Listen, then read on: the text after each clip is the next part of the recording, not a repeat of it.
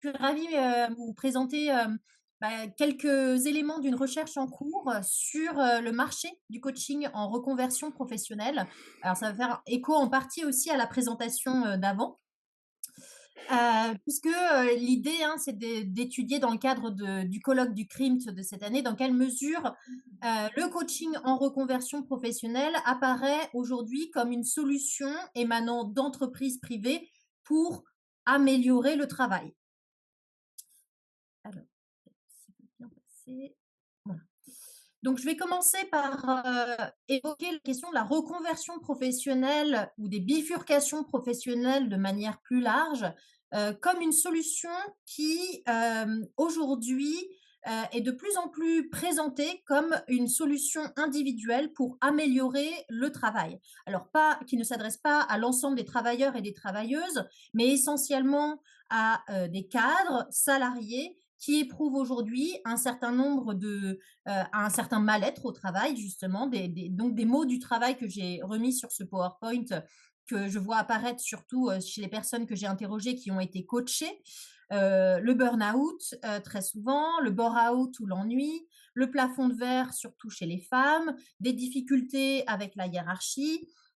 Voilà, donc face à ce type, de mal-être au travail, se développe aujourd'hui un engouement, notamment médiatique, pour la reconversion professionnelle individuelle. On en a beaucoup parlé, et on en parle beaucoup depuis la pandémie de Covid-19 et les confinements associés qui ont mis sur le devant de la scène les questions de sens du travail. On a beaucoup parlé, voilà, de la grande démission, des bullshit jobs, et voilà, j'ai mis notamment cet article du Monde en France, hein, qui, titre: «Si à 40 ans, tu as pas fait ta reconversion, tu as raté ta vie». Donc voilà, qui met bien en avant l'idée que la reconversion professionnelle est devenue aujourd'hui, une solution individuelle évidente pour répondre aux problèmes de mal-être au travail des cadres en particulier. Donc moi, je me suis intéressée depuis quelques années au développement du marché du coaching en reconversion professionnelle, qui est un marché qui se développe beaucoup, hein, depuis, justement la pandémie de Covid-19. Et donc sur internet notamment, vous avez de plus en plus de coachs qui vous proposent de changer de vie, qui vous proposent les 4 étapes pour créer le job de vos rêves, qui vous proposent d'oser une reconversion réussie, et cetera, et cetera. Donc voilà des titres que j'ai, pris, hein, de sites internet ou de webinaires proposés par des coachs. Et donc, que font-ils ces coachs? Eh bien, ils proposent des services alors payants, hein, un coaching d'une dizaine de séances, ça coûte entre 2 500 et 3 500 €.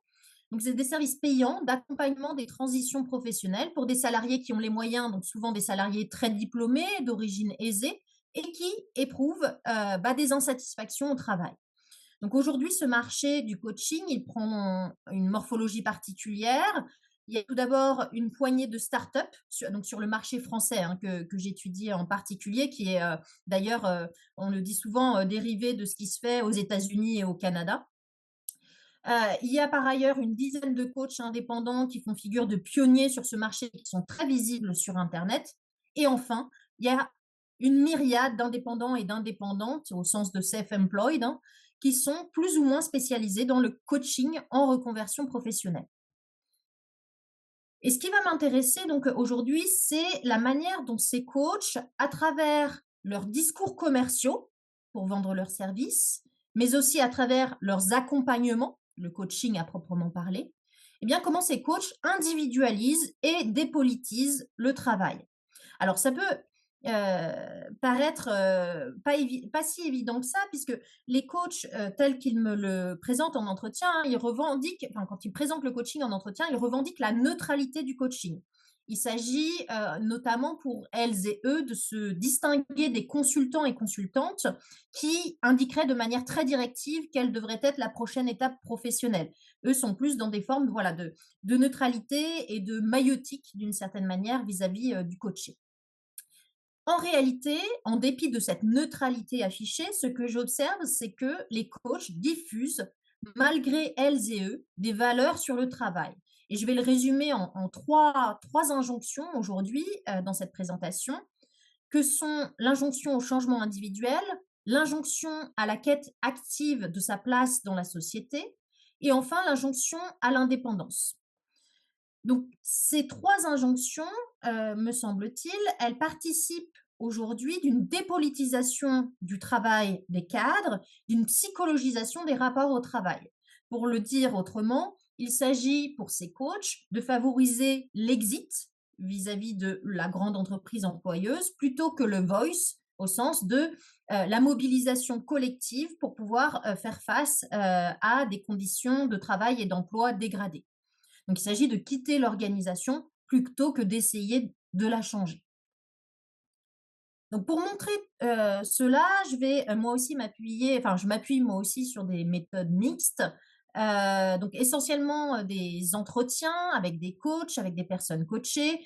Alors, un questionnaire, mais dont je vais très peu vous parler aujourd'hui, sauf s'il y a des questions. Des observations dans des salons comme Nouvelle Vie Professionnelle et une forme de n'ethnographie. En tout cas, j'essaye de recueillir donc des discours qui ont une vocation commerciale, hein, mais qui sont des discours aussi de présentation de ces accompagnements-là sur Internet, sur les réseaux sociaux, sur LinkedIn en particulier. Donc, commençons par l'injonction au changement individuel. Alors, elle est presque évidente pour des coachs qui vendent de la reconversion professionnelle, puisque le changement, c'est un peu leur fonds de commerce. Donc, ils vont valoriser le changement et valoriser surtout l'accompagnement au changement. Il s'agit, hein, selon le président d'un club qui s'intitule Les Déviations, de dérisquer les changements de vie. On peut lire aussi sur le site internet des salons professionnels qui sont dédiés aux femmes qu'une évolution professionnelle est une décision qui ne se prend pas seule. Autrement dit, elle doit être accompagnée et encore mieux par un coach qu'on aura payé pour cela. Et cette injonction au changement individuel, elle va de pair avec une forte psychologisation de l'accompagnement que je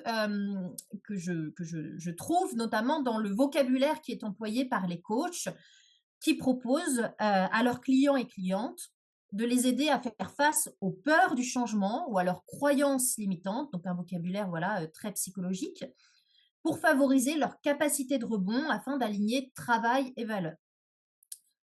Il me semble que cette psychologisation, de l'accompagnement, du coaching, elle a d'autant plus prise que les coachs, mmh, n'ont pas véritablement d'expertise par rapport au marché du travail. Ça, c'est une des grandes, découvertes et déconvenues d'une certaine manière de mon enquête. C'est-à-dire que, au début de mon enquête, je posais en entretien aux coachs des questions sur le marché du travail, sur les débouchés, sur les secteurs qui recrutent et ils me disaient: «Ah mais moi j'en sais rien du tout, c'est pas du tout ça m'intéresse pas.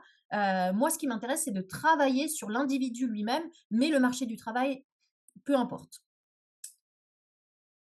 Alors ça va, cette injonction, au changement individuel, elle va, de pair, hein, avec une injonction qui est très forte, qui est l'injonction à trouver sa place dans la société et en particulier, dans la division du travail.